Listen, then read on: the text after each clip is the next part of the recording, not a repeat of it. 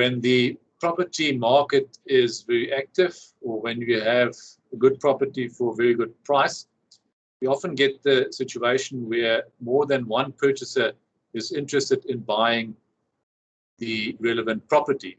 Question is, how do you deal with this as an estate agent? Now, one option would be to let both, for example, if there are two purchasers, sign an agreement.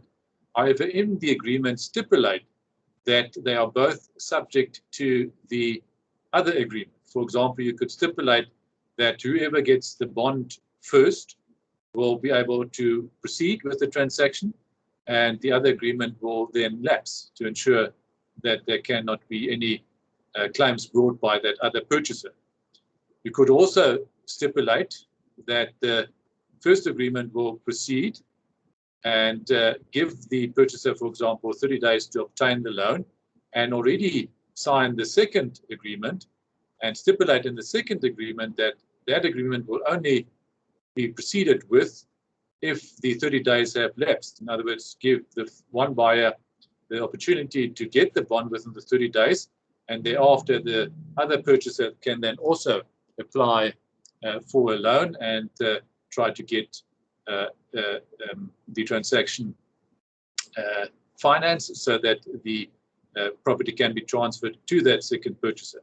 So yeah, I think it makes sense from an estate agent's point of view to make sure that you try not to lose those purchasers by having both agreements signed, and sometimes even more. Sometimes we sit with a situation where there are, for example, 3 purchasers, and then you must just make sure that your wording of the relevant conditions in the agreements is properly worded so that all the other agreements lapse if one of them then indeed is proceeded with.